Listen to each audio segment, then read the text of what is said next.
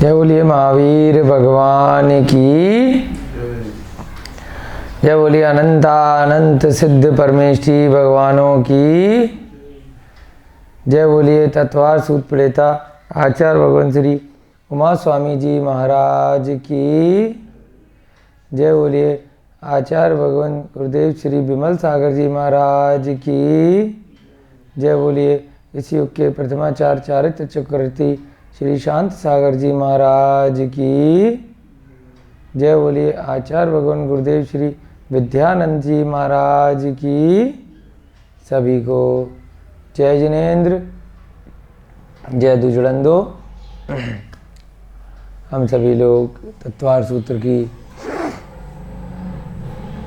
129 कक्षाएं अब तक यहाँ पर कर चुके हैं। आज आपकी 130 नंबर की कक्षा यहाँ पर लगने जा रही है। नवम अध्याय आपका चल रहा है।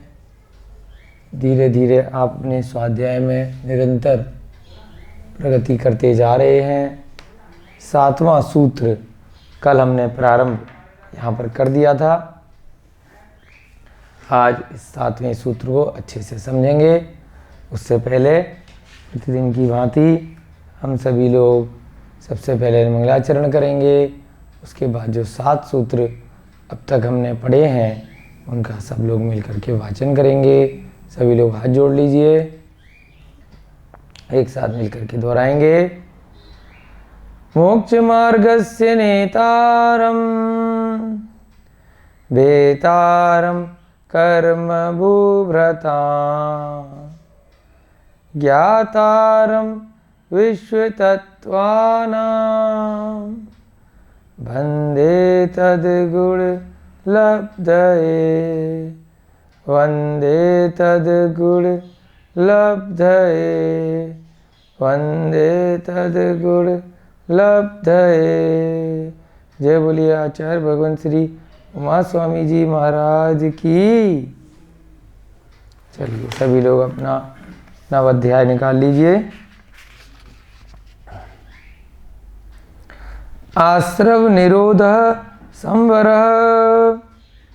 स गुप्ति समिति धर्मानुप्रेक्षा परिचय जय चारित्रयी तपसा निर्जरा च सम्यग योग निग्रहो गुप्ति ईर्या भाष्य श्रादान निक्षेपोत्सर्गा समितयः उत्तम क्षमा मार्दवार्जव शौच सत्य संयम तपस्त्यागा चिंचन्य ब्रह्मचर्याणि धर्म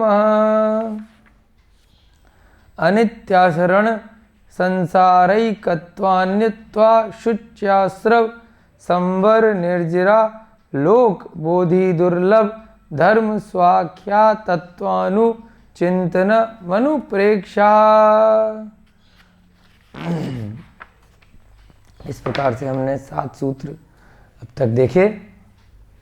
अब कल की कक्षा में जो हमने पढ़ा एक बार जल्दी से उसको रिवाइज करेंगे। संवर का वर्णन चल रहा है। आत्मा में कर्मों का आना किस प्रकार से रुक सकता है ये हम लोग यहाँ पर नव अध्याय में देख रहे हैं।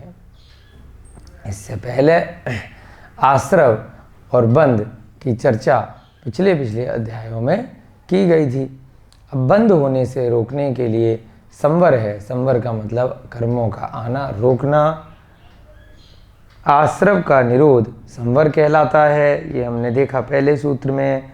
वह संवर 6 प्रकार का होता है, ये हमने देखा दूसरे सूत्र में। गुप्ति समिति धर्म अनुप्रेक्षा परिचय जय और चारित्र। उसके बाद एक एक करके हम देख रहे हैं इन 6 प्रकारों को। फिर आचार्य महाराज ने कहा कि तप से भी निर्जरा होती है, तप से संवर तो होता ही है, साथ साथ पूर्व में जो संचित कर्म हैं वो भी बिना उदय में आए जड़ सकते हैं। फिर एक एक करके सबसे पहले गुप्ति बताई। मन वचन काय की प्रवृत्ति को यदि रोक दिया जाए तो गुप्ति कहलाती है। जिस प्रकार से मन वचन काय की प्रवृत्ति योग कहलाती है, उसका विपरीत गुप्ती कहलाता है। दूसरा बताया समिति। समिति का मतलब जीव हिंसा से रहित प्रत्येक कार्य करना, यानी ईर्ष्या समिति, भाषा समिति, ऐषणा समिति, आदान निक्षेपण समिति और उत्सर्ग समिति। इस प्रकार से 5 जीव हिंसा से रहित समितियाँ बताई। ईर्ष्या समिति, 4 कदम आगे की भूमि को देख करके चलना। भाषा समिति, हितमित प्रिय वचन बोलना। ऐषणा समिति, शुद्ध निर्दोष आहार का सेवन करना। आदान निक्षेपण समिति, कोई भी वस्तु को एक स्थान से दूसरे स्थान पर रखना तो देख करके रखना कि वहाँ नीचे या उसके ऊपर कोई जीव न हो जिनकी हिंसा होने की संभावना हो। उसके बाद उत्सर्ग समिति, यानी कि जब भी मलमूत्र इत्यादि का, कफ बलगम का, कोई भी ऐसे पदार्थों का शरीर से हमें उत्सर्ग करना हो, हमें निकालना हो, क्षेपण करना हो, तो यह देख करके करना, सुनिश्चित करके करना कि जिस स्थान पर उनका क्षेपण किया जा रहा है वह जीव रहित है, वहाँ उस कारण से कोई भी जीवों की हिंसा न होने पाए। इसके बाद हमने 10 धर्मों का वर्णन पिछले 6ठे सूत्र में किया। वो किस लिए किया? धर्म कौन कौन सा था? गुप्ती से, समिति से और तीसरा धर्म से भी कर्मों का आश्रव होने से रुकता है, अगर सच्चे धर्म का कोई पालन करता है। अब ये सच्चा धर्म कौन सा है? वह 10 प्रकार का बताया गया है। उत्तम क्षमा। कोई धर्म का मतलब यह नहीं है कि आप किस रिलीजन को बिलोंग करते हैं, किस पंथ के अनुयायी हैं, कौन से देवी देवता या भगवान को मानते हैं। वास्तव में देखा जाए तो यह धर्म नहीं है, ये तो जाति का भेद है, एक बंटवारा है। वास्तव में धर्म क्या है? धर्म का मतलब है उत्तम क्षमा। जिस जीव के अंदर सभी अन्य जीवों के प्रति दया का भाव है, करुणा का भाव है, विनय का भाव है, क्षमा का भाव है, वही वास्तव में धार्मिक है। किसी भी धर्म का ठप्पा लगा के घूमने की कोई भी आवश्यकता नहीं है। ये उत्तम क्षमा का धर्म कोई भी व्यक्ति या कोई भी त्रियंच भी अपने जीवन में अपना सकता है। किसी से बैर भाव नहीं रखना, किसी ने आपके साथ कोई ऐसा कार्य किया जिससे आपको क्रोध आवे, फिर भी क्रोध नहीं आना, चाहे क्रोध का निमित्त बने या ना बने, फिर भी सदा अन्य जीवों को, प्राणी मात्र के प्रति दया का भाव रखना, क्षमा का भाव रखना। इसे क्या कहा? उत्तम क्षमा। यही 10 दिन जो 10 लक्षण के आप लोग मनाते हैं, इन्हीं 10 धर्मों के आधार पर एक एक दिन, एक एक अवसर हम इसको मनाते हैं। उत्तम मार्दव, 4 प्रकार की आपको कषाय बताई थी। क्रोध, मान, माया, लोभ, उनके विपरीत ही 4 धर्म होते हैं। पहला क्रोध का विपरीत बता दिया, क्षमा, फिर मान का विपरीत मार्दव, यानी कि घमंड नहीं करना। कुछ भी आपको धन, वैभव, सुख, संपत्ति, राजपाट, ज्ञान, रूप आदि आदि सब कुछ मिला हुआ हो, फिर भी कभी भी उसका मद नहीं करना, मान नहीं करना, हमेशा झुके हुए रहना, डाउन टू अर्थ बन के रहना। जिस दिन आपने इन सब चीज़ों का घमंड करना प्रारंभ कर दिया, उस दिन वास्तव में आप धार्मिक नहीं हैं।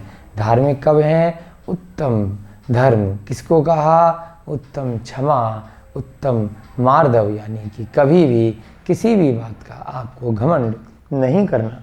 उत्तम आर्जव, तीसरा दोष क्या बताया था? क्रोध, मान, माया, यानी मायाचारी का भी आपको विपरीत क्या बोलते हैं? उत्तम आर्जव, यानी कभी भी जीवन में किसी भी अन्य जीवों के प्रति छल कपट, मायाचारी का भाव नहीं रखना। फिर चौथा क्या है? उत्तम शौच, यानी कि लोभ का उल्टा। चौथी कषाय कौन सी थी? लालच। लालच का उल्टा उत्तम शौच, कभी भी अपने आप में संतोष करना, जितना है उतने में हमेशा संतुष्टि का भाव रखना। ज़रूरत से ज़्यादा वस्तुओं का, पर वस्तुओं का लालच करेंगे तो फिर अन्य पापों में प्रवृत्ति होती चली जाएगी। लालची व्यक्ति असत्य भी बोलेगा, चोरी भी करेगा और अन्य अन्य हिंसा आदि पाप भी कर सकता है। तो लालच को सबसे ज़्यादा पापों का बाप कहा गया है। तो उसका विपरीत उत्तम सोच। जो व्यक्ति धार्मिक है वह कभी भी लोभी लालची नहीं होता। फिर पांचवा धर्म कौन सा बताया? उत्तम सत्य। अकारण असत्य कभी भी नहीं बोलना, हमेशा सत्य का वाचन करना, जीव हिंसा से बचाते हुए स्वयं को एवं अन्य जीवों को सत्य का पालन करना। उत्तम संयम। संयम का मतलब क्या होता है? संयमित होकर के रहना, जितना है उतने में संयम धारण करना, अपनी इंद्रियों को और मन को वश में करके रखना, ज़रूरत से ज़्यादा वस्तुओं का संग्रह न करके अपनी सीमित अवस्था में ही जितना आवश्यकता है उतनी वस्तुएं रखना, मन और इंद्रियों को और भाषा पे संयम बना के रखना, सभी जीवों की रक्षा करना। उसके बाद उत्तम तप। तप कैसा करना? अपनी शक्ति के अनुसार तप करना, जिसमें जितनी शक्ति है उतना तप करना। किसी को देख करके ये नहीं कि उसने ऐसा किया और उसकी कॉपी करने की आवश्यकता नहीं है। उत्तम तप सम्यक दर्शन के साथ में आत्मकल्याण की भावना लिए हुए शक्ति के अनुसार तप करना, उपवास करना, व्रत करना इत्यादि बहिरंग और अंतरंग दोनों प्रकार से तप करना। ये नहीं कि किसी को दिखाने के लिए या जगत में मेरी प्रशंसा हो, मेरी ख्याति हो, मेरे को सम्मान मिले और मेरे ये सुखों की पूर्ति हो जाए, मेरी कोई मांग है वह पूर्ति हो जाए, तप करने से मुझे रिद्धियाँ इत्यादि प्राप्त हो जाएं, मुझे ये विद्या सिद्ध हो जाए या मुझे ये सुख संपत्ति धन वैभव मिल जाए, मंत्रों की सिद्धि से मुझे ये फायदा हो जाए, इस कारण से तप नहीं करना। तप का कारण क्या?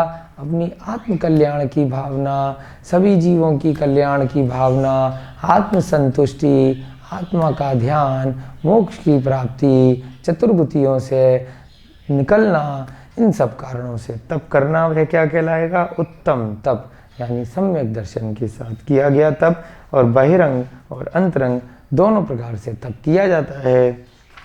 उसके बाद में है उत्तम त्याग, यानी अपनी स्वयं से जो वस्तु आपकी बिलोंग करती है, जिस पे आपका अधिकार है, उसका त्याग करना। 4 प्रकार से दान आपको कल बताया था: आहार, औषध, अभय और ज्ञान। इस प्रकार से योग्य वस्तुओं का दान करना। आहार भी कैसा दान करना? पात्र की श्रेणी के हिसाब से उत्तम, मध्यम, जघन्य, यानी मुनि महाराज या कोई श्रावक हो या कोई ऐसे आपके साधर्मी हो, इनकी श्रेणी के अनुसार शुद्ध आहार का, निर्दोष आहार का, है ना, ऐसा आहार का, भोजन का त्याग करना, दान देना। औषधि का कौन सा दान? ऐसी औषधि, वो भी पात्र के अनुसार, उत्तम, मध्यम, जघन्य के अनुसार औषधि का ध्यान देना, और यह भी ध्यान देना कि वह औषधि बनाई किस पदार्थ से है, उस औषधि को बनाने में कोई जीव हिंसा तो नहीं की गई है। जैसे कि बहुत सारी औषधियाँ वर्तमान में किससे बनती हैं? शराब से बनती हैं, अल्कोहल से बनती हैं, जैसे सैनिटाइज़र वगैरह भी वर्तमान में बहुत प्रयोग में किए जाते हैं। बहुत सारी ऐसी दवाइयाँ बनती हैं एलोपैथिक की और अन्य अन्य विधियों की, जिनमें शहद इत्यादि का प्रयोग किया जाता है, मांस का प्रयोग किया जाता है, या ऐसे पदार्थों का प्रयोग किया जाता है जो जीव हिंसा से बनते हैं। तो ऐसी औषधियों का दान करने का क्या फ़ायदा कि एक जीव को बचाने के लिए दूसरे जीव को मार दिया। तो यह उत्तम दान, उत्तम त्याग नहीं है। औषधि का दान कैसा करना? जिसमें किसी जीवों की हिंसा नहीं की गई हो, कोई भी मादक पदार्थों का प्रयोग न किया गया हो। और किसको करना?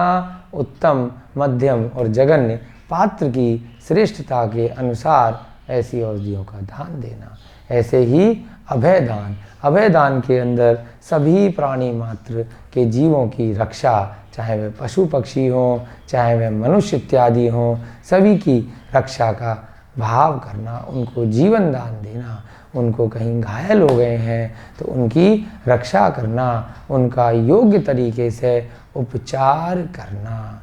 उसके बाद अंत में ज्ञान दान, जैसे कि यहाँ पर हम सभी लोग शास्त्र का अध्ययन कर रहे हैं, मोक्ष मार्ग के बारे में, सम्यक दर्शन के बारे में, सम्यक ज्ञान, सम्यक चारित्र के बारे में सीख रहे हैं, तो यह भी किस श्रेणी में आएगा? शास्त्र दान में। जो लोग पढ़ा नहीं सकते, सिखा नहीं सकते, वो क्या कर सकते हैं? योग्य पूर्वाचार्यों द्वारा रचित जो शास्त्र हैं उनको छपवा सकते हैं, उनको भेंट कर सकते हैं, उनको दान दे सकते हैं। अब किसको दान देना, वह भी आपको योग्यता के अनुसार दान देंगे तो ज़्यादा फल मिलेगा। तो उसको क्या बोला? शास्त्र दान, ज्ञान दान। ऐसे कुछ शास्त्रों का या लौकिक पुस्तकों का जिसका मोक्ष मार्ग में कोई भी उपयोग नहीं है, वह सही मायने में देखा जाए तो जरूरी नहीं है कि शास्त्र दान की श्रेणी में आएगा। ठीक है। अगला क्या है? उत्तम आकिंचन, यानी कि परिग्रह का त्याग करना, पर वस्तुओं से ममत्व का भाव का त्याग करना, ममता छोड़ना। शरीर और शरीर से जुड़ी हुई जितनी भी पर वस्तुएं हैं मेरी अपनी नहीं है, इनसे किसी प्रकार का भी ममत्व, ममता, राग नहीं रखना। वह क्या कहलाता है? उत्तम आकिंचन। उत्तम ब्रह्मचर्य, अपनी स्त्री के अलावा अन्य स्त्री के साथ संबंध नहीं बनाना। यह श्रावक इत्यादि के लिए हो सकता है। महाव्रती के लिए क्या होगा? हर तरीके से पर स्त्री गमन का त्याग करना। किसी भी स्त्री का त्याग करने को क्या बोलते हैं? उत्तम ब्रह्मचर्य का पालन करना और उसके बाद आत्मस्वरूप में, आत्म कल्याण में लीन रहना। तो इस प्रकार से 10 धर्म बताए। उसके बाद आज की कक्षा में अब हम सीखने जा रहे हैं कौन सा? 12 भावना। यहाँ से एक एक करके हम देखेंगे। इनको क्या बोला? अनुप्रेक्षा।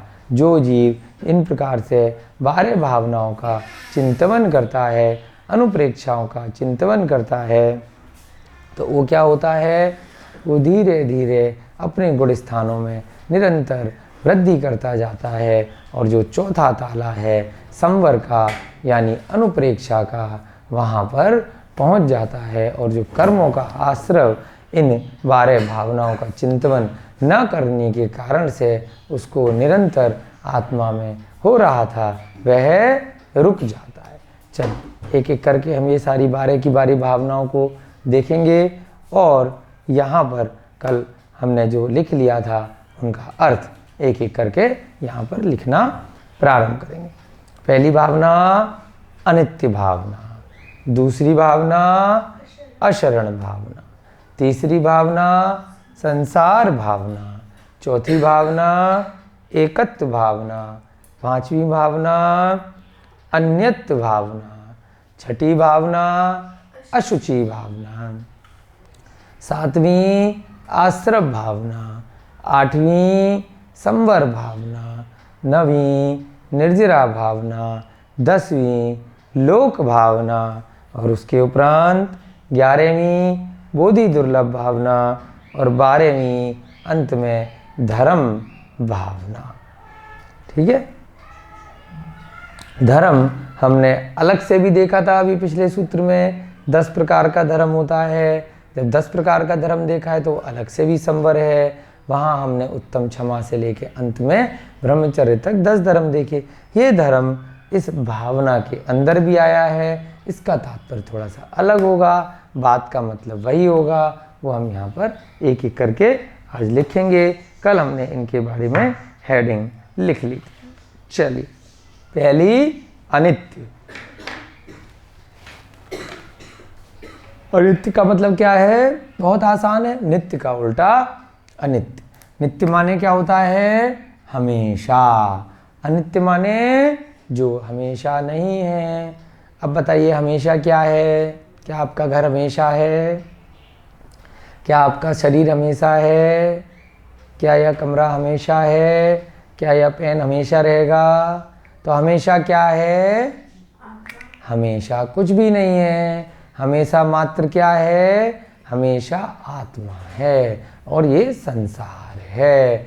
इस संसार में रहने वाले जीवों की जो पर्याय है वो निरंतर बदल रही है, वह क्षणिक है, जल के बुलबुले के समान है। कुछ ही मिनटों में, कुछ ही सेकंड में जैसे जल का बुलबुला मिट जाता है, जैसे पवन चलती है और थोड़ी देर बाद शांत हो जाती है, वैसे ही ये शरीर, ये पूरा संसार है। जितने भी इस संसार में हमें जीव अपनी इंद्रियों के माध्यम से दिखाई देते हैं, वह सब क्या हैं? पुद्गल द्रव्य हैं। उन जीवों के ऊपर चढ़ा हुआ शरीर है, जो शरीर हमेशा रहने वाला नहीं है। अनादिकाल से न जाने कितने लोग आए, कितने लोग चले गए, कितने लोग राजा बने, कितने लोग रंक बने, कौन आया कौन गया, सब मिटता रहता है।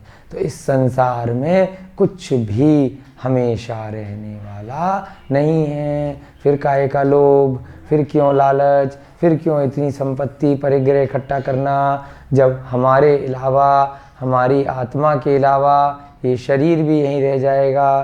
तो इस प्रकार से चिंतन करना अनुचिंतनम, अनुप्रेक्षा कहलाता है।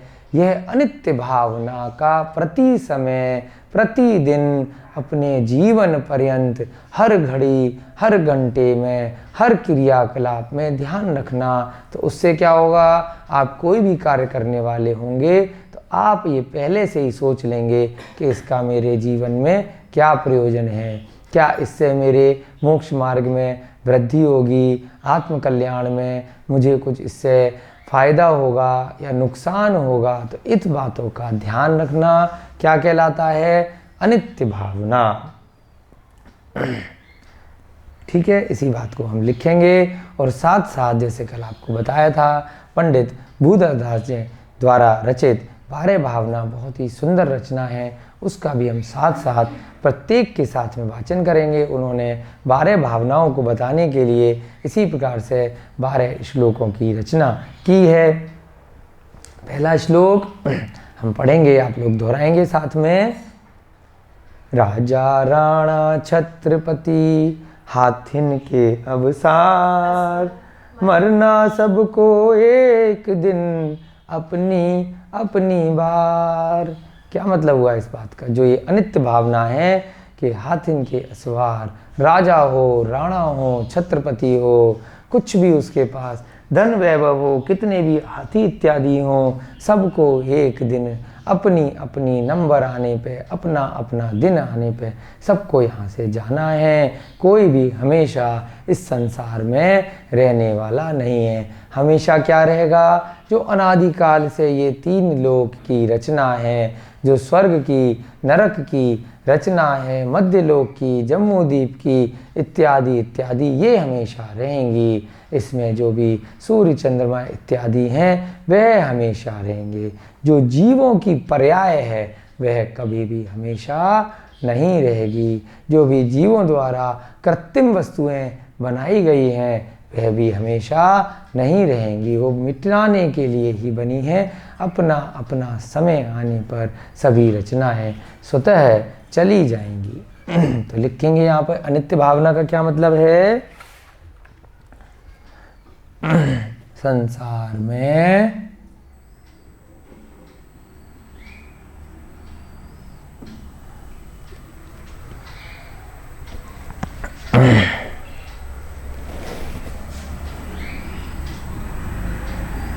आत्मा के अतिरिक्त सब कुछ नाशवान है। कुछ भी अनित्य है, यानी कि कुछ भी सदा रहने वाला नहीं है।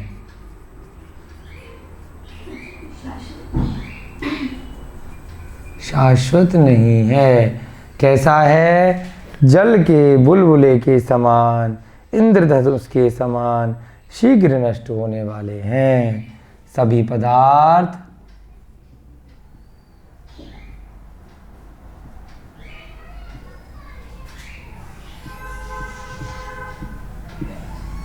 जल के बुलबुले के समान।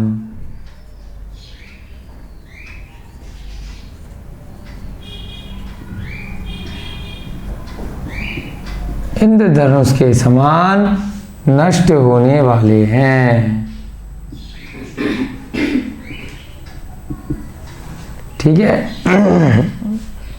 यहीं पर आप उदाहरण में लिख सकते हैं, पंडित भूधर दास जी जैन द्वारा रचित अनित्य भावना का जो श्लोक है, राजा राणा छत्रपति हाथिन के असवार, मरना सबको एक दिन अपनी अपनी बार। ये अनित्य भावना के ऊपर श्लोक बनाया है।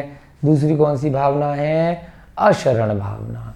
जब आप अनित्य का चिंतन करते हैं जिस समय, तो उस समय आपको बहुत सारे जो इस संसार से कर्मों का आश्रव आत्मा में निरंतर हो रहा था, आपके इस चिंतन के समय वह आश्रव रुक जाता है, क्योंकि आपके अंदर वैराग्य की तीव्र भावना आती है कि मेरी आत्मा के अलावा इस संसार में कुछ भी नहीं है। मेरी आत्मा अनादिकाल से कितने दुखों को झेलती हुई आ रही है, जन्म मरण न जाने कितनी बार ये आत्मा कर चुकी है और बार बार पर्याय बदलती जा रही है। कभी मनुष्य, कभी त्रियंश, कभी देव, कभी नारकी और कभी स्त्री तो कभी पुरुष, कभी नपुंसक। अलग अलग भेदों में, अलग अलग इस 84 लाख योनियों में न जाने कितने कष्ट इस आत्मा ने झेले हैं। तो जब ये विचार, ये चिंतन आपके मन में आते हैं तो आपको संवर होना प्रारंभ हो जाता है, नए कर्मों का आश्रव रुक जाता है।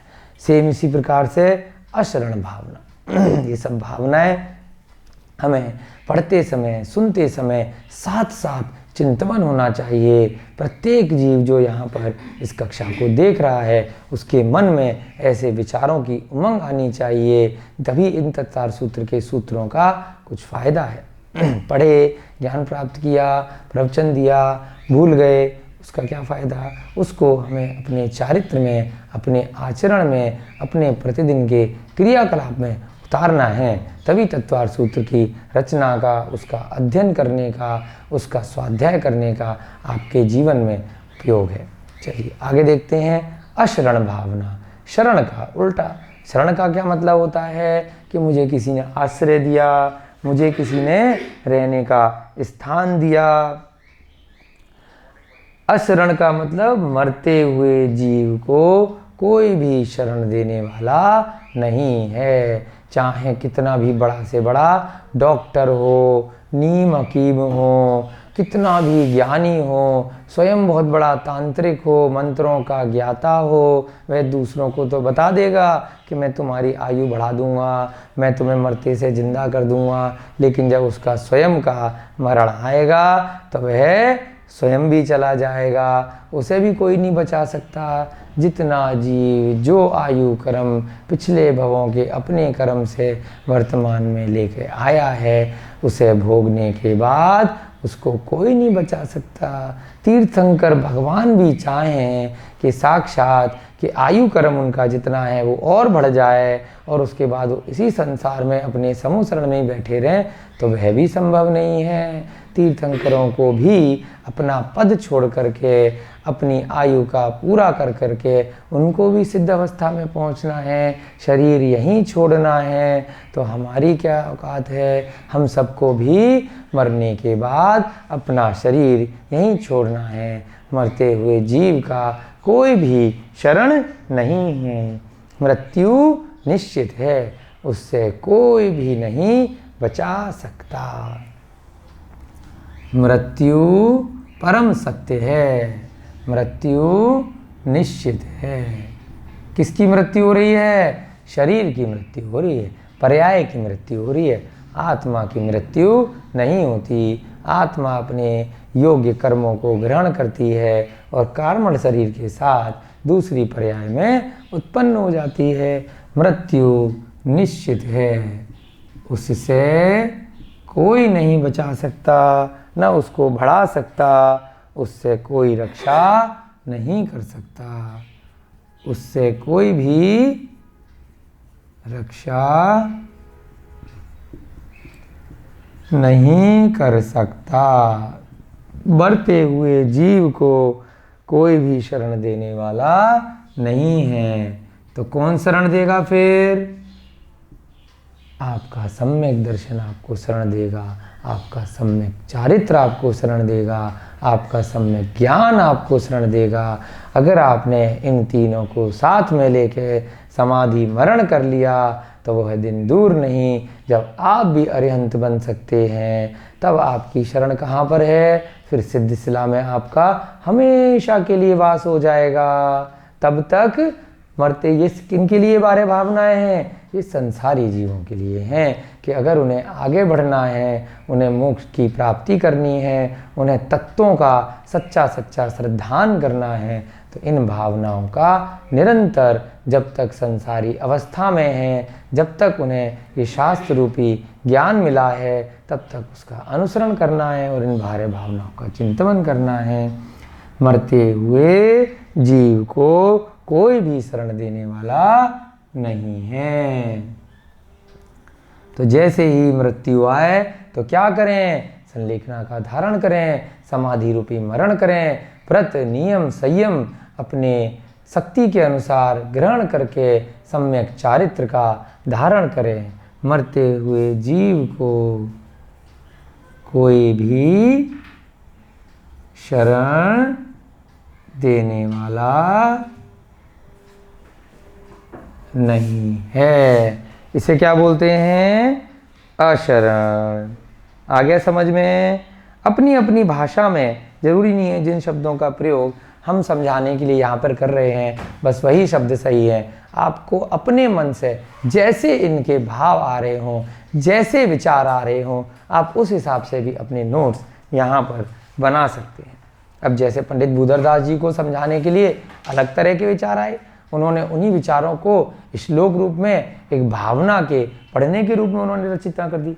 अब दूसरी के लिए उन्होंने क्या लिखा? अशरण के लिए दल बल देवी देवता मात पिता परिवार मरती बिरिया जीव को न राखन हार। क्या मतलब?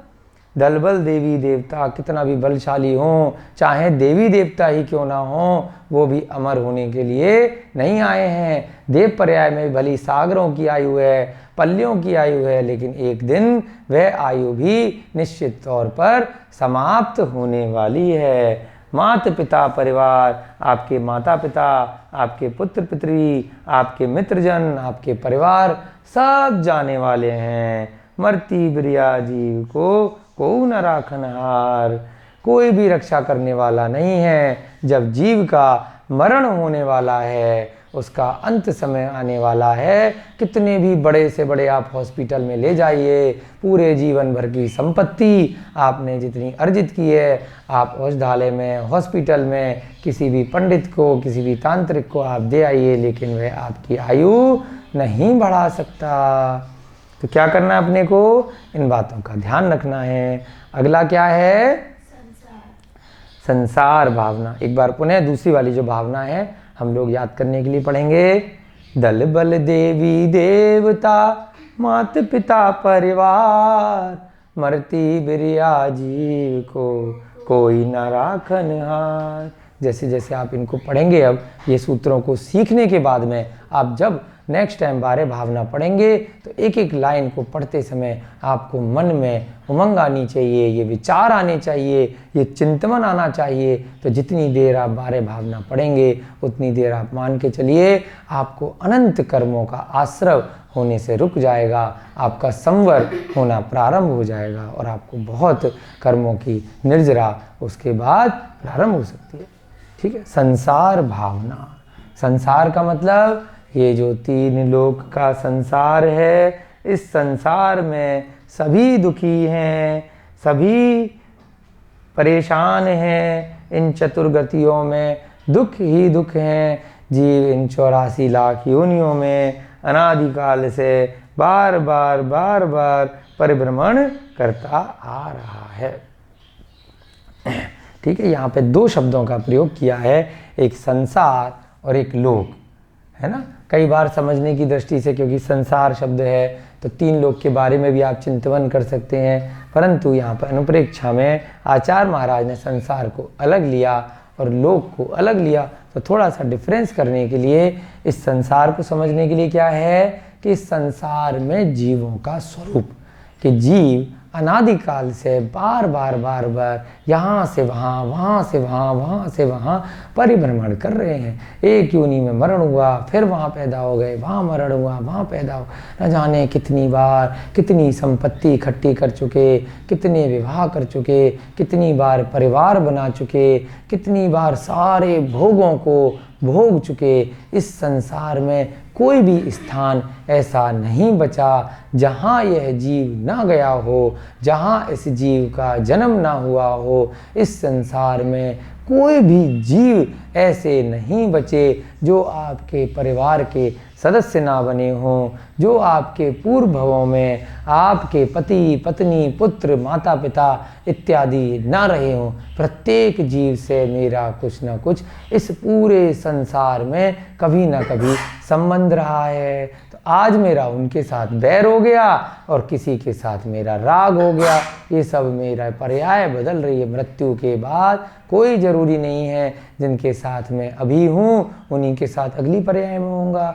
अपने अपने जीव अपने अपने कर्मों के हिसाब से न जाने कौन सी इस 84 लाख योनियों में अनंत जीवों में कहाँ उनकी उत्पत्ति हो जाए। एक बार इस जीवन के बाद मात्र मेरी आत्मा ही मेरे साथ जाने वाली है, उसके अलावा कोई ज़रूरी नहीं है अन्य जीव दोबारा से मुझे कभी मिलें या ना मिलें। तो ये भावना क्या कहलाती है? संसार भावना। इस भावनाओं को करने से क्या होगा? आपका वैराग्य बढ़ेगा, आपको अन्य जीवों के प्रति, शरीर के प्रति आपको राग समाप्त होगा, तो आपके संवर होना प्रारंभ हो जाएगा, आपकी आत्मा में कर्मों का आश्रव होना रुक जाएगा।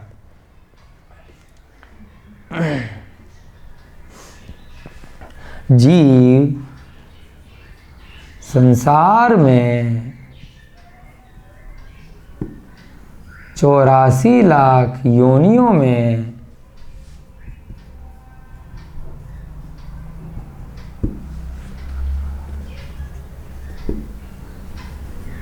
अनादिकाल से चतुर्गतियों में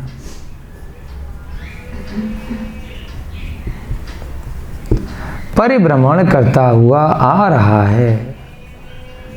परिभ्रमण घूम रहा है, फिर पैदा हुआ, फिर मर गया, फिर खाया। रोज जैसे आप खाना खाते हैं, फिर अगले दिन भूख लग जाती है, फिर खाना खाते हैं, फिर भूख लग जाती है। तो उससे कभी क्या आपकी तृप्ति हुई? नहीं। आप इतनी बार पता नहीं क्या क्या पकवान खा चुके हैं, फिर भी तृप्ति नहीं हो रही है। कितनी बार आप रोज पैसा बनाते हैं, फिर रोज खर्च कर देते हैं, क्या उससे तृप्ति हो रही है? नहीं हो रही है। ऐसे ही कितनी बार बार बार जन्म लेते हैं, बार बार मरण करते हैं, फिर पूरा जीवन ऐसे ही निकाल देते हैं संसारिक वस्तुओं को इकट्ठा करने में। अंत में फिर खाली हाथ चले जाते हैं, फिर अगले जीवन में इकट्ठा करना शुरू कर देते हैं, फिर खाली हाथ चले जाते हैं। तो यह चक्र कभी रुकने वाला है क्या? नहीं रुकने वाला। कब रुकेगा? जब इन बारे भावनाओं का चिंतन करेंगे, जब इस संसार से निकलने की भावना करेंगे, तब ये वास्तव में परिभ्रमण अंत में जा कर के रुक जाएगा। उससे पहले नहीं रुकना। तब तक क्या करना? इनका निरंतर चिंतन करते रहना। परिभ्रमण करता आ रहा है। संसार में सभी दुखी हों, चाहे निर्धन हैं या धनवान।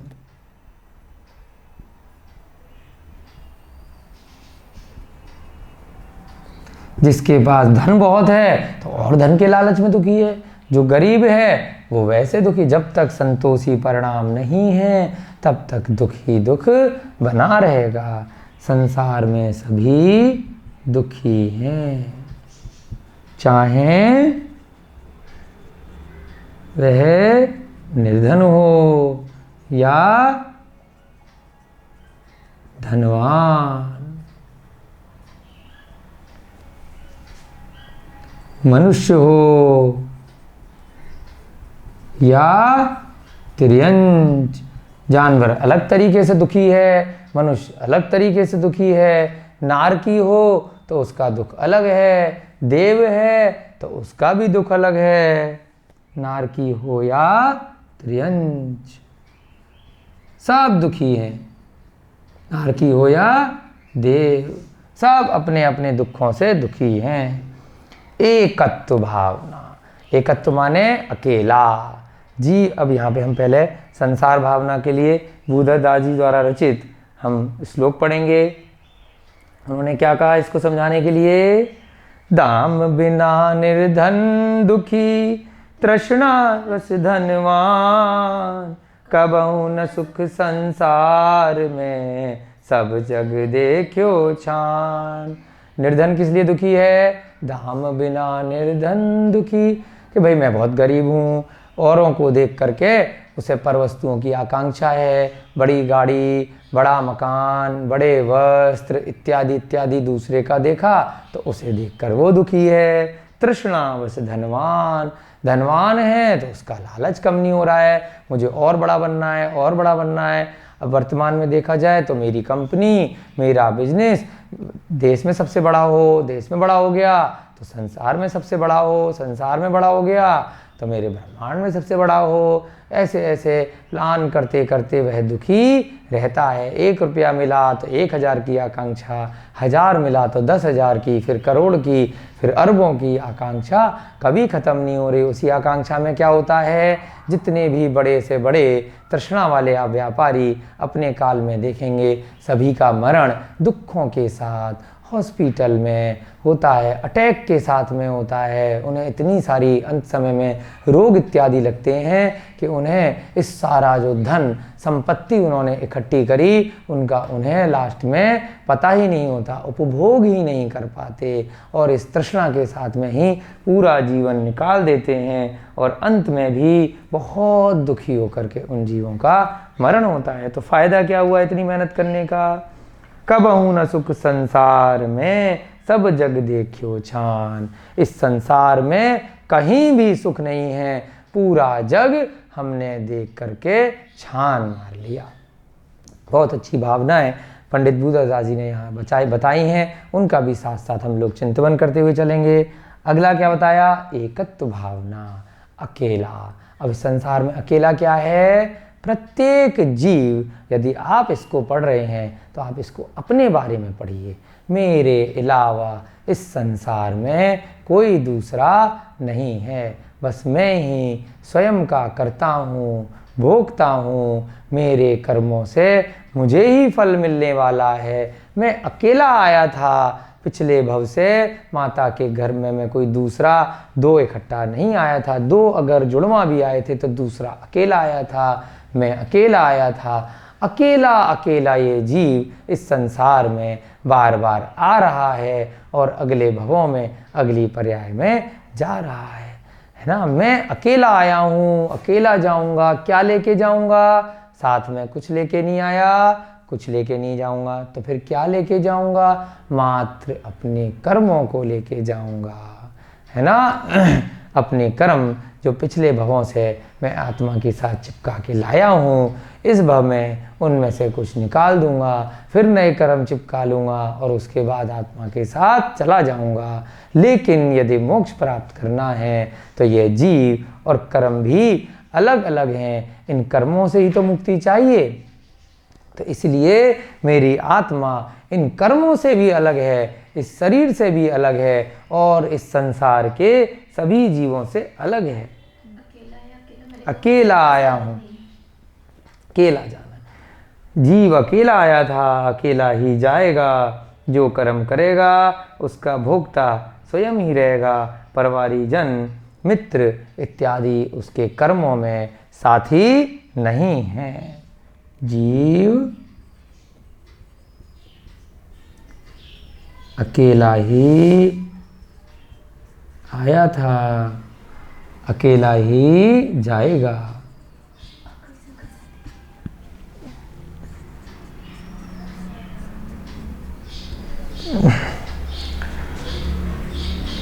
स्वयं के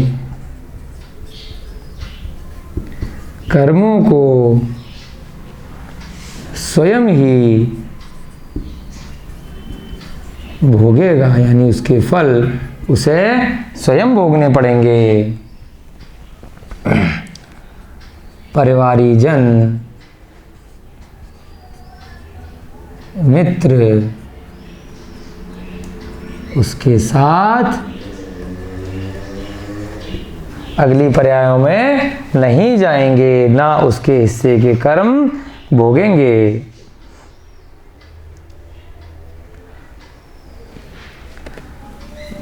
उसके कर्मों के फलों में साथी नहीं है।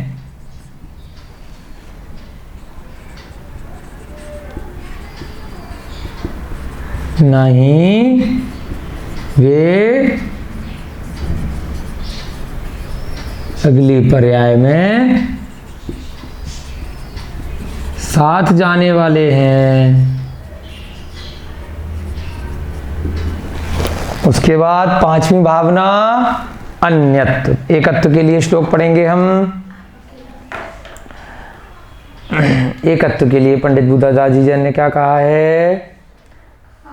आप अकेला अवतरे मरे अकेला हो, यो कब हूँ इस जीव को साथी सगाना कोई। आप अकेला अवतरे, आपका अवतार अकेले ही हुआ है। मरे अकेला होए, मरण भी आप अकेले ही जाएंगे। आप सोचें कि मेरे साथ ये सभी लोग मेरे साथ मरण को प्राप्त हो जाएं और अगले भव में भी मुझे यही लोग मिल जाएं, तो ऐसा संभव नहीं है। यो कहूँ इस जीव को साथी सगा न कोई, कोई साथी नहीं है, कोई सगा संबंधी नहीं है। ये सब निमित्त मात्र से जो भी परिवारी लोग हैं, आपके वर्तमान के साथी जरूर हो सकते हैं, आपके सदा के साथी नहीं हैं। तो हमेशा इन सब को अपने से अलग समझना, ममत्व का भाव नहीं रखना। तो ही चिंतन करने से क्या होगा? आपको निरंतर अनंत कर्मों की निर्जरा होगी, आपको संवर की प्राप्ति होगी। नए कर्मों का आश्रव जो आपके मोह की वजह से निरंतर हो रहा था, वो आने से रुक जाएगा। अगला क्या पढ़ेंगे हम? अन्यत्व, यानी कि एकत्व का उल्टा अन्यत्व, यानी कि मैं अकेला आया हूँ और बाकी जितने भी जीव हैं वो सभी अन्य हैं। मेरा उनसे कोई लेना देना वास्ता नहीं है। वो जीव जैसा जो करें, उनके कर्म वो जाने, उनके काम में हम बाधा ना पहुंचाएं। सब जीव अपने अपने कर्मों से अपने अपने हिसाब से इस संसार में आए हैं। वह जैसे कर्म करेंगे उसके भोक्ता वो होंगे, हम जैसे कर्म करेंगे हमारे भोक्ता हम होंगे। मेरे आत्मा के अलावा ये जो मेरा शरीर है यह भी अन्य है, यही मेरा नहीं है। तो इस शरीर से जुड़े हुए अन्य परिवारी जन हैं, मकान है, दुकान है, व्यापार है, जितनी भी पर वस्तुएं हैं वह मेरी कैसे हो गई? वह सब अन्य हो गई। मेरा क्या है? मेरा तो बस मेरी आत्मा है, उसके अलावा कुछ भी इस संसार में मेरा नहीं है। जहाँ मैं आ गया वहाँ व्यक्ति का संवर होना बंद हो गया, आश्रय प्रारंभ हो गया। तो इस मैं से दूर हटना है। ये पूरा की पूरा जो तत्वार सूत्र बता रहा है। मैं का मतलब सिर्फ मैं है, आत्मा। उसके अलावा मैं से मतलब जो अहम है, जो घमंड है, जो ममत्व है कि ये वस्तु मेरी, ये मेरा पुत्र, ये मेरा मकान, ये मेरी गाड़ी, ये मेरी दुकान, ये मेरा पैसा, वो सब क्या है? सब ही रह जाएगा। तो क्या करना उस सब का? उससे ममत्व छोड़ देना। जो है सो है, जब तक है तब तक आप उसकी रक्षा कर रहे हैं, उसका आप सुनियोजित तरीके से उसका पालन पोषण कर रहे हैं। उसके बाद आपको मन में निरंतर क्या विचार करना? अन्यत्व का विचार करना। हमेशा ये भावनाएं चलनी चाहिए। इसीलिए इतनी डिटेल में आचार्य महाराज ने यहाँ पर सूत्र रूप में इसको पिरोया है। यहाँ पे मिटा के इधर से लिख लेते हैं इसको। पांचवी अन्यत्व कौन सी है? अन्यत्व भावना।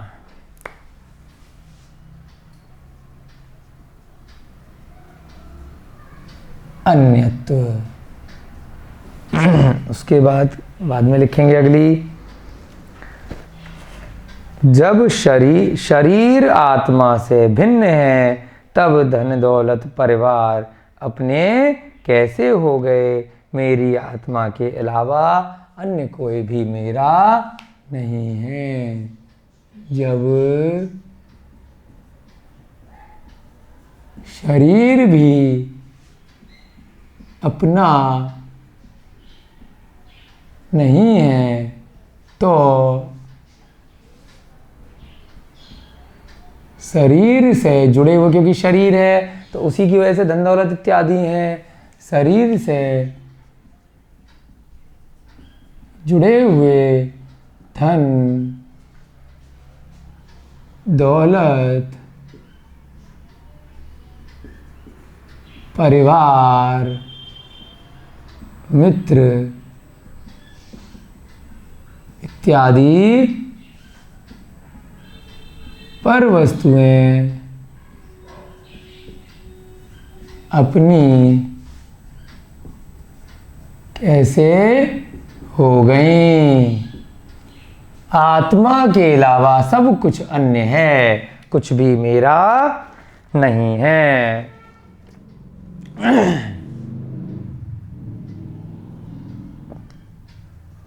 मेरी स्वयं की आत्मा के अतिरिक्त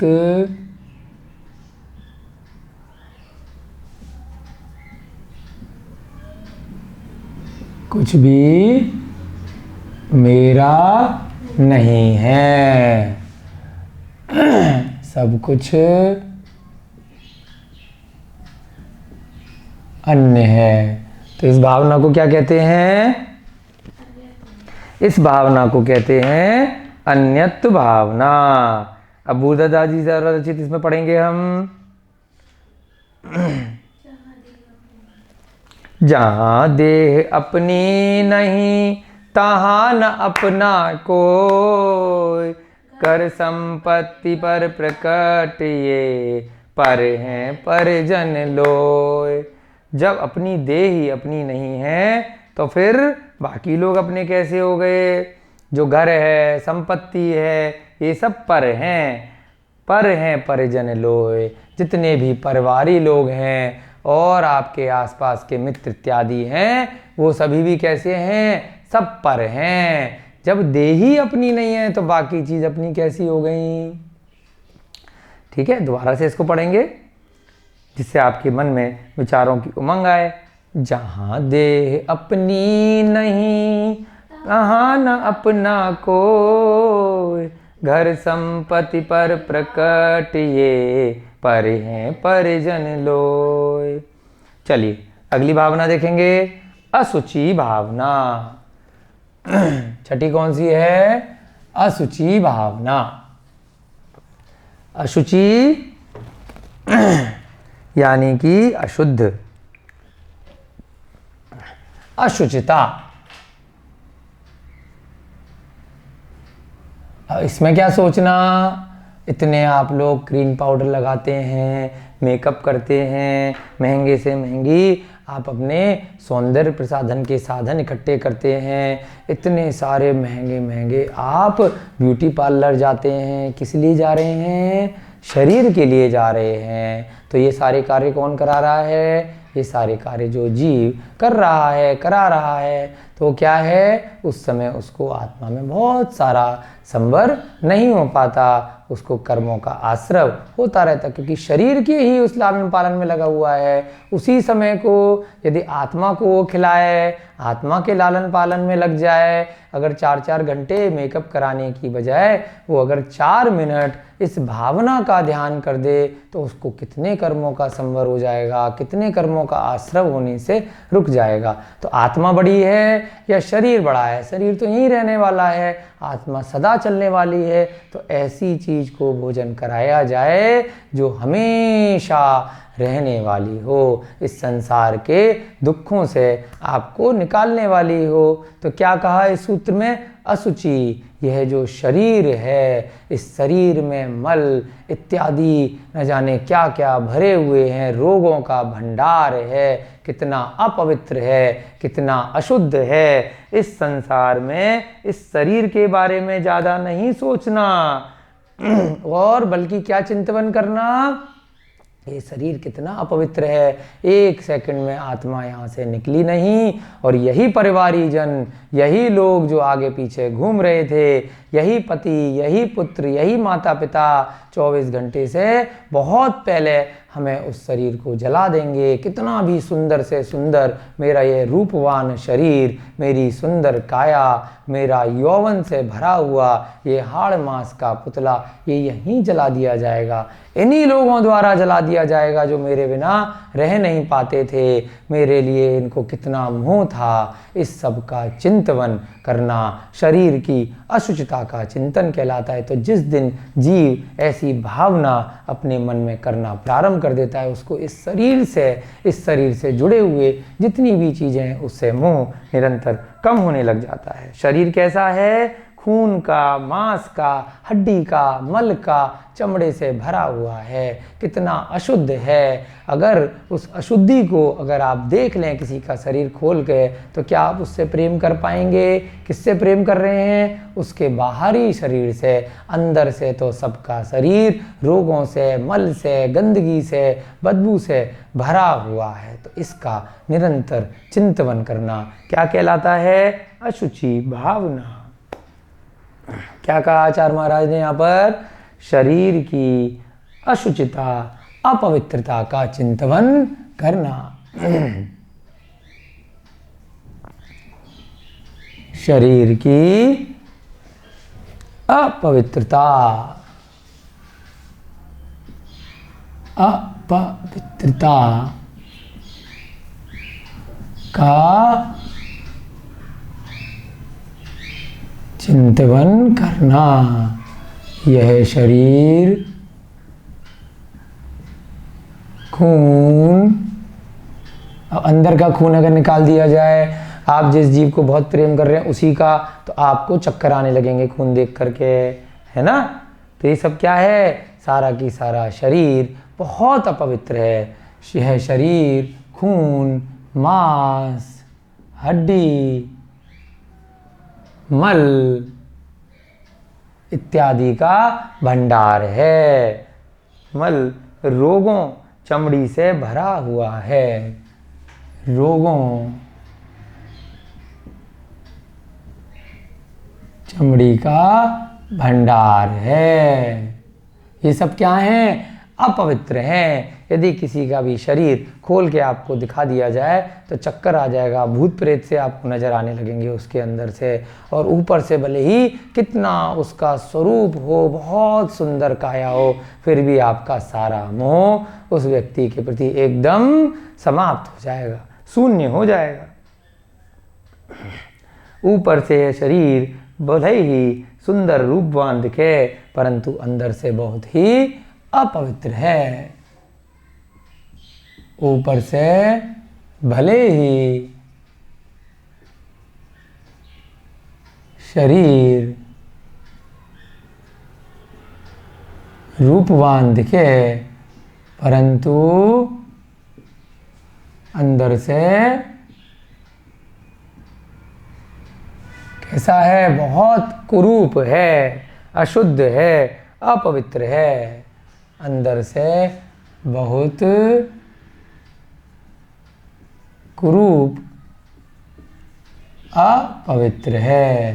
तो ऐसा चिंतन करना तो स्वयं क्या होगा?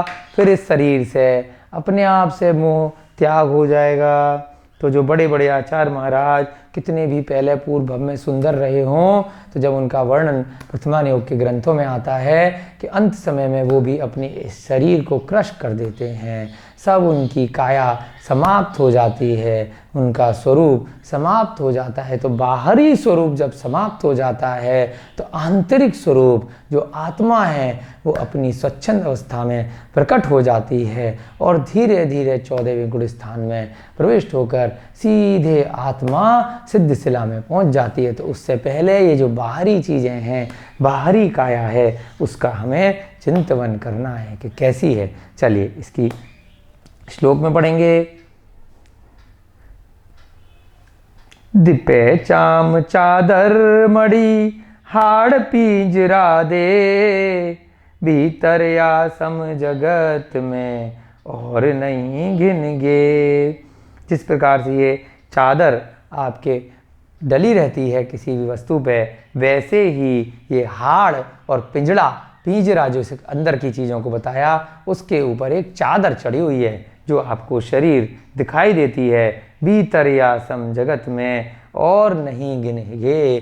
पूरे की पूरे इस संसार में घिन यानी कि बदबूदार गंदगी से भरी हुई, इससे बुरी शायद ही कोई दूसरी वस्तु हो। आप कहीं पर आपको अगर दुर्गंध आ रही है, कोई आपको पशु इत्यादि दिखाई दिए, कोई आपको गंदगी दिखाई दी, उसको देखकर तो आप नाक बंद कर लेते हैं, आप बहुत परेशान हो जाते हैं कहाँ आ गए। लेकिन जिस दिन आपकी नाक आपके शरीर के अंदर कर दी गई तो उससे ज़्यादा बदबू दुर्गंधदार वस्तु इस संसार में दूसरी कोई भी नहीं है। तो कितना अच्छा यहाँ पर आचार्य महाराज ने बताया। अगला देखेंगे संवर भावना। अब संवर भावना क्या है? अच्छा, आश्रव भावना 7वीं यहाँ पर मिटा दी थी जगह कम होने से। 7वीं आश्रव।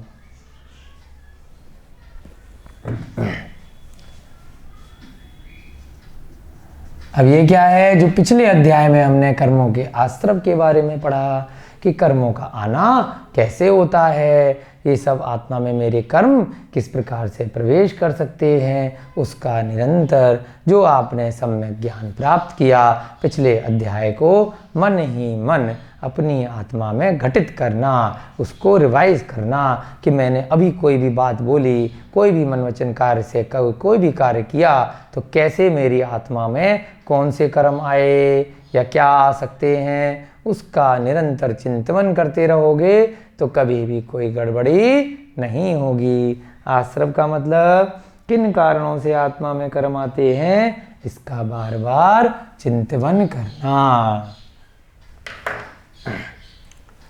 आत्मा में किन कारणों से कर्म प्रवेश करते हैं, इसका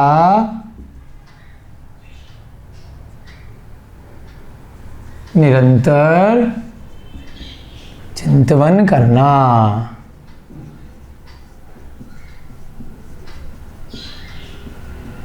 क्या कहलाता है? आश्रव भावना। 8वीं संवर भावना। जो इस पूरे अध्याय में हम पढ़ रहे हैं वो भी एक भावना ही है। इसका भी जो आपने ये पढ़े सारे पिछले पढ़े जो 6 प्रकार के संवर हैं उसका चिंतन करना। अब इन कर्मों को आने से मुझे कैसे रोकना है, कैसे नए कर्म आने से रुक सकते हैं, इसका निरंतर चिंतन करना। आत्मा में नए कर्म आने से कैसे रुक सकते हैं, इसका निरंतर चिंतन करना। अब इन दोनों के लिए पंडित बुद्धदास जी ने जो श्लोक बताए हैं उनको हम जल्दी से पढ़ेंगे।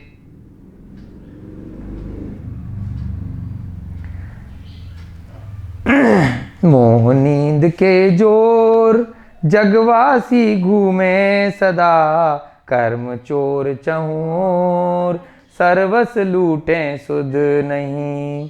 सतगुरु देग जगाए मोह नींद जब उप समय, तब कछु बनु उपाय, कर्म चोर आवत रुके।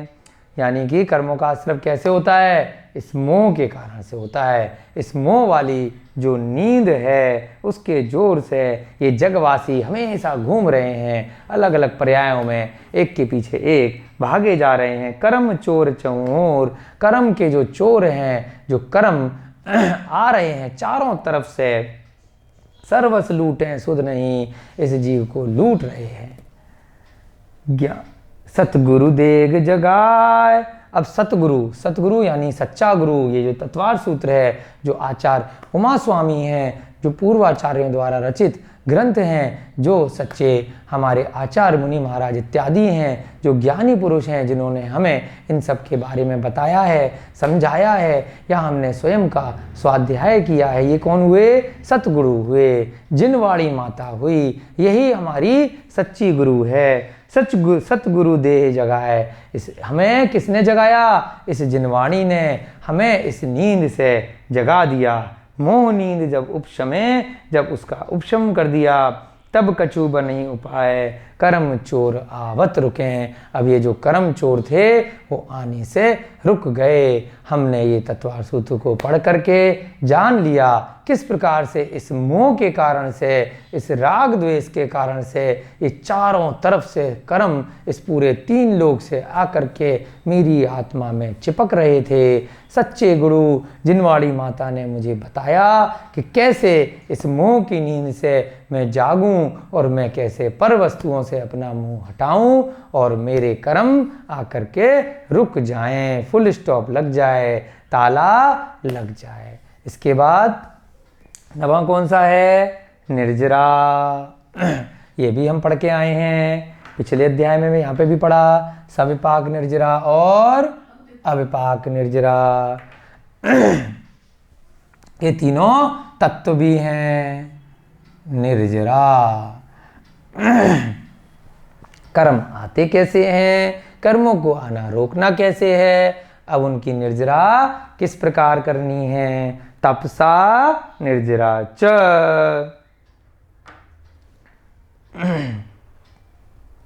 कर्म किस प्रकार से आत्मा से हट सकते हैं, इसका चिंतन करना।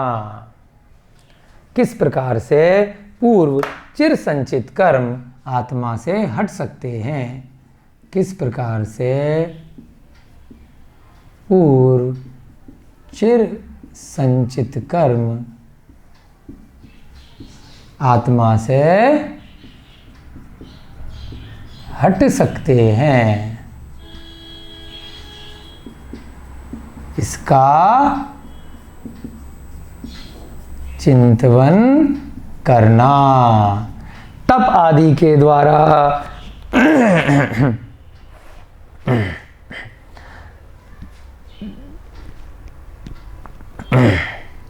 सविपाक निर्जरा की बजाय तप आदि के द्वारा अविपाक निर्जरा से ही आत्म कल्याण होता है।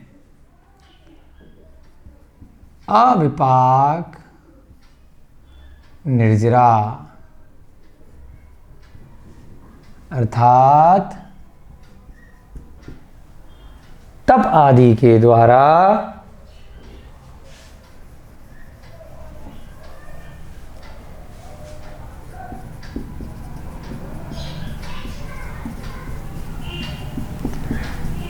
आत्म कल्याण होता है, ना कि सविपाक निर्जरा अर्थात फल देकर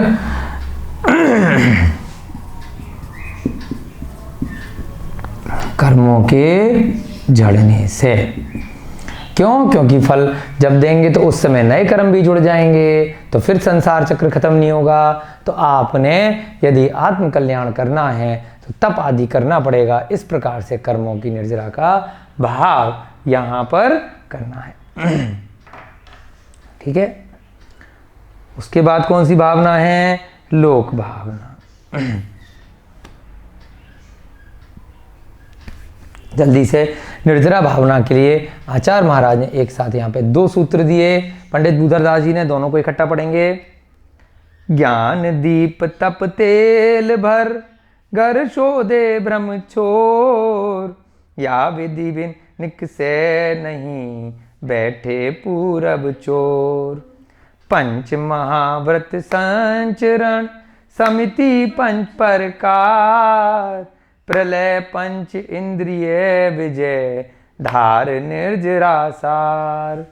ज्ञान दीप तप तेल भर, जो ज्ञान का दीपक है और जो तप है, ज्ञान के द्वारा और तप के द्वारा, यहाँ पर हम लिख सकते हैं ज्ञान यानी कि सम्यक ज्ञान और सम्यक तप आदि के द्वारा। ज्ञान दीप तप तेल भर, आगे क्या है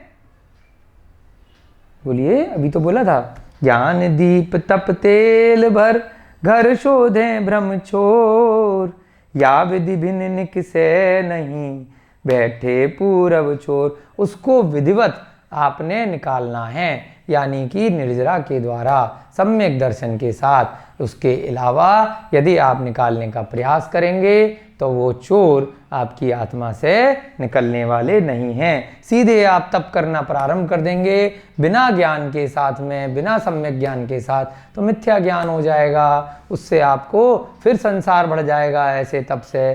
तो सच्चे ज्ञान के साथ सच्चा तप करना है, आत्म कल्याण की भावना के साथ में। पंच महाव्रत संचरण, समिति पंच प्रकार, प्रलय पंच इंद्रिय विजय, धार निर्जरा सार। 5 महाव्रतों को धारण करके जो अणुव्रती हैं वो अणुव्रतों को धारण कर सकते हैं। निर्ग्रंथ मुनि महाव्रतों को धारण करके समिति पंच प्रकार, जो हमने 5 समिति पिछले सूत्र में देखी थी, ईर्ष्या समिति, भाषा समिति, ऐषणा, आदान निक्षेपण और उत्सर्ग समिति, इन सब का निर्दोष पालन करके प्रलय पंच इंद्रिय विजय, 5 इंद्रियों पर विजय प्राप्त करके निर्जरा की जाती है। क्या लिखा है? धार निर्जरा सार, तब जाके कर्मों की निर्जरा प्रारंभ होती है। इस प्रकार से यहाँ पर 2 सूत्रों के माध्यम से, 2 श्लोकों के माध्यम से आचार्य महाराज ने यहाँ पर बताया। चलिए यहाँ नीचे थोड़ा सा मिटा देते हैं। अगला क्या बताया? 10वें नंबर का लोक भावना। यहाँ पर आपको बताया था संसार भावना में संसार की सभी चतुर्गतियों को देखना है। लोक भावना में कौन सा देखना है?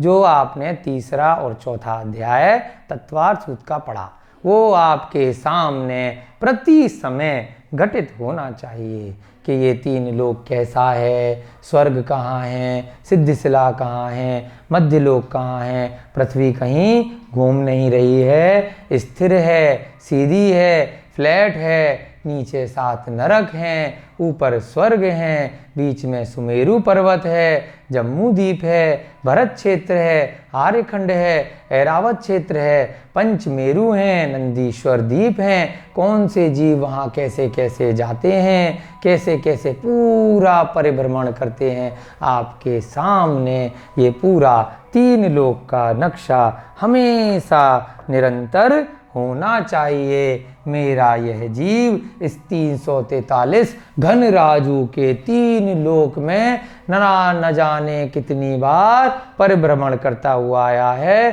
कोई भी स्थान यहाँ पे नहीं बचा जहाँ पर मैं नहीं गया। फिर फालतू में क्यों बार बार घूमना, यहाँ से वहाँ घूमने जाएं। आत्मा के कल्याण के लिए कार्य करना, जो भी कार्य करना, ठीक है। अलोकाकाश के मध्य लोक भावना। 14 राजू उतंग। अलोकाकाश, अलोकाकाश मतलब 3 लोक के बाहर, ये बाहर वाला अलोकाकाश, अंदर वाला लोकाकाश। अलोकाकाश के मध्य 14 राजू ऊंचा तीन लोक है जो 343 घन राजू का है, उसकी अवस्था का निरंतर चिंतन करना, उसके स्वरूप का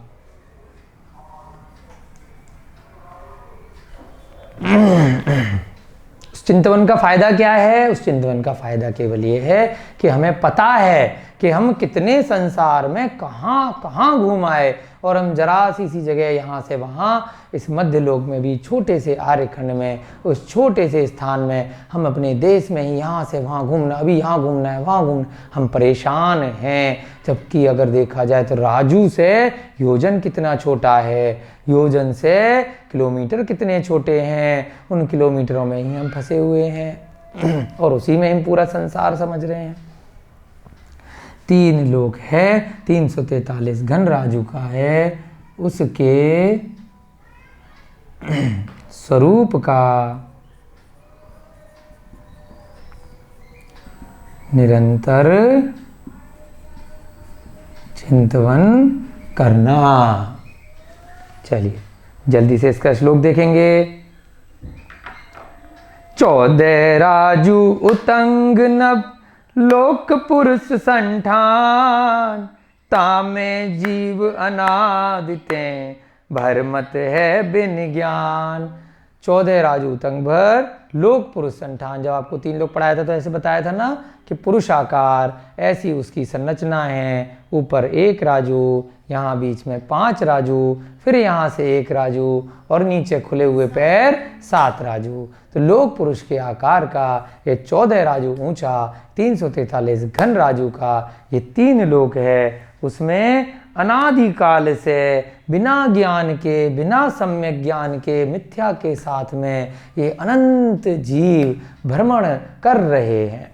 मैं भी ऐसा ही अनादिकाल से स्वयं भी भ्रमण कर रहा था। आज मेरा पुण्य का उदय आया है, जिस कारण से मुझे सम्यक दर्शन हुआ है, सम्यक ज्ञान हुआ है और शायद अब मैंने यदि सम्यक चारित्र का भी गलती से पालन कर लिया तो क्या होगा, मेरा ये भ्रमण इस 3 लोक में रुक सकता है। तो उससे क्या होगा, संवर प्रारंभ हो जाएगा, नए कर्मों का आना रुक जाएगा। चलिए जल्दी से 11वां देखेंगे। बोधि दुर्लभ, नीचे है बोधि बोधि बहुत ही दुर्लभ है। ये जो बुद्धि मिली है ये बहुत दुर्लभ है। और ये सम्यक बुद्धि का क्या मतलब है, सम्यक दर्शन, यानी कि रत्नत्रय। जो हमें सम्यक दर्शन मिला, सम्यक ज्ञान मिला, सम्यक चारित्र को धारण करने के लिए शरीर मिला, क्षमता मिली, ये बहुत दुर्लभ है। जैसे कोहिनूर का हीरा हो लेकिन उसकी किसी को पहचान ही नहीं हो। कोई व्यक्ति है उसको कोयला समझ रहा है, कोई जानवर है उसे हीरा मिल गया वो उससे खेल रहा है, उसको ऐसे ही उसने फेंक दिया। ऐसे ही ये मनुष्य भव, इस मनुष्य भव के अंदर इतना सुंदर काल जिसमें हम रत्नत्रय को धारण कर सकते हैं, ये बहुत दुर्लभ है। और इस दुर्लभ रत्नत्रय को यदि धारण ना करके कोयले के समान यदि अपने हाथों से ही भस्म कर दिया, हाथ तापने के लिए उस कोहिनूर को जला लिया, तो हमसे ज़्यादा बेवकूफ़ कोई भी नहीं है। तो क्या कहा, बहुत दुर्लभ है ये रत्नत्रय। धन, वैभव, राजा, देव पर्याय, मनुष्य पर्याय सब मिल सकती है, लेकिन ये बोधि दुर्लभ, मिलना बहुत कठिन है। मिल जाए तो उसको छोड़ना नहीं है, उसको अवश्य पालन करना है। अपनी अपनी क्षमता, शक्ति, योग्यता के अनुसार जितना हो सके रत्नत्रय का धारण अवश्य करना, तभी इस तत्वार्थ सूत्र का पढ़ने का फायदा है। बोधि अर्थात रत्नत्रय। बोधि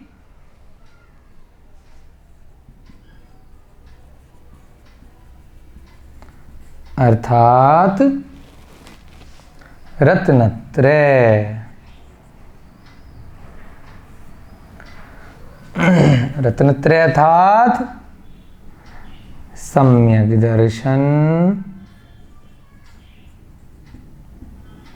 सम्यक ज्ञान और सम्यक चारित्र।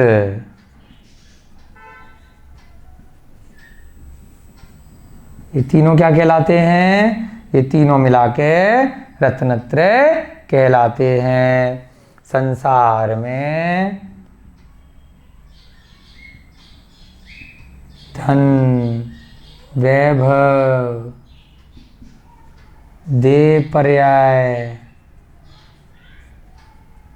इत्यादि मिलना तो सुलभ है, परंतु बोधि मिलना अत्यंत दुर्लभ है।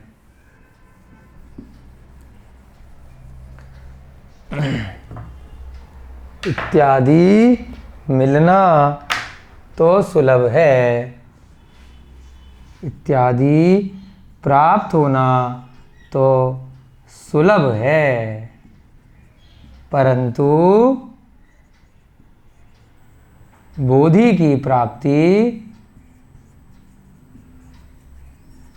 अत्यंत दुर्लभ है। तो यदि ये प्राप्त होने लगे तो इसको छोड़ मत देना। ठीक है, अब इसके लिए जल्दी से पढ़ेंगे हम अगली भावना। बुद्धदास रचित धन कन कंचन राज सुख सब ही सुलभ कर जान, दुर्लभ है संसार में एक जथारथ ज्ञान।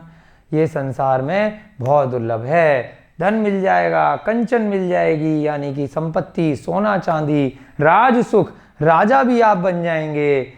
सब ही सुलभ कर जान, सब सुलभ हैं, बहुत आसानी से मिल सकते हैं। तो दुर्लभ क्या है?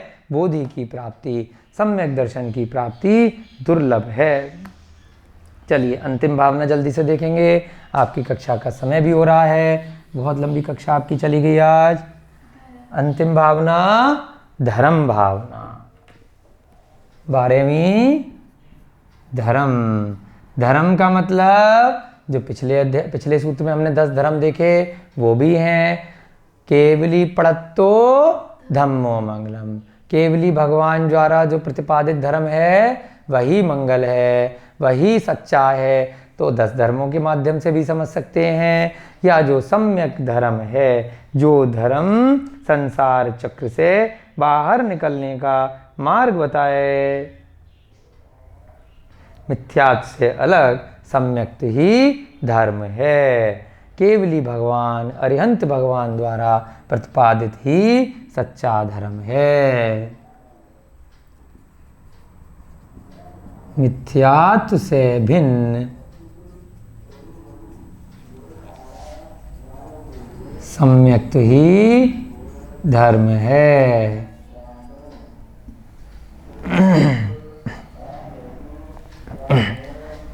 जिनेंद्र भगवान द्वारा प्रतिपादित अहिंसा धर्म ही सुख का कारण है तथा जीवों का कल्याण करने वाला है। केवली अरिहंत भगवान द्वारा प्रतिपादित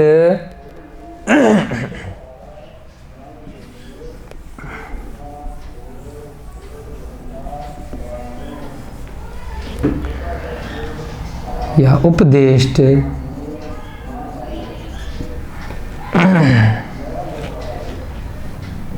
केवली भगवान द्वारा उपदिष्ट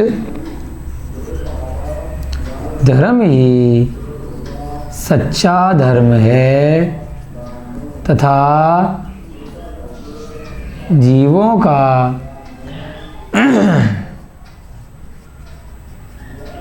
कल्याण करने वाला है। अब ये सच्चा धर्म की जगह अहिंसा धर्म आप कर सकते हैं। धर्म ही उपदिष्ट, अहिंसा धर्म ही सच्चा धर्म है। उन्होंने अहिंसा धर्म का उपदेश दिया है।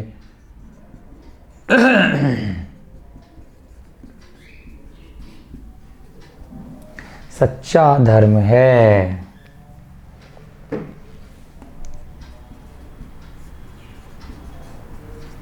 तथा जीवों का कल्याण करने वाला है।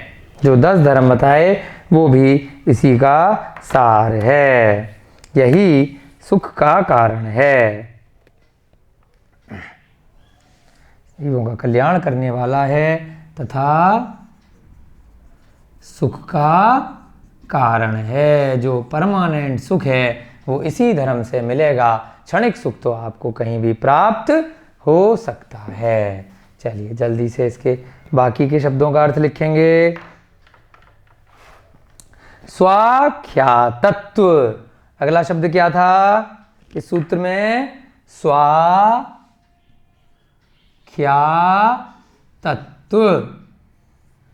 उसके बाद अनुचिंतनम अनुप्रेक्षा। अनुचिंतनम और फिर अनुप्रेक्षा। स्वाख्या तत्व का क्या मतलब बताया था? जैसा आचार तत्वों में आचार्यों ने स्वाध्याय में बताया है, शास्त्रों में बताया है। जैसा आचार्यों ने शास्त्रों में बताया है। आचार्यों ने शास्त्रों में बताया है। अनुचिंतनम यानी चिंतन करना, अनुचिंतन करना, वैसा चिंतन करना।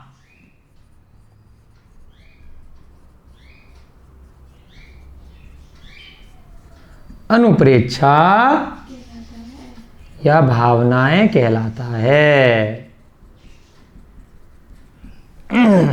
ठीक है, यहां पर हम जल्दी से इसका अर्थ ऊपर लिख लेते हैं और फिर आपका ये वाला सूत्र काफी समय ले लिया, समाप्त हो जाएगा। अर्थात अनुप्रेक्षा भावना 12 प्रकार की हैं। आचार्यों ने शास्त्रों में इनका निरंतर चिंतन करने को कहा है। 12 प्रकार की हैं। आचार्यों ने शास्त्रों में इनका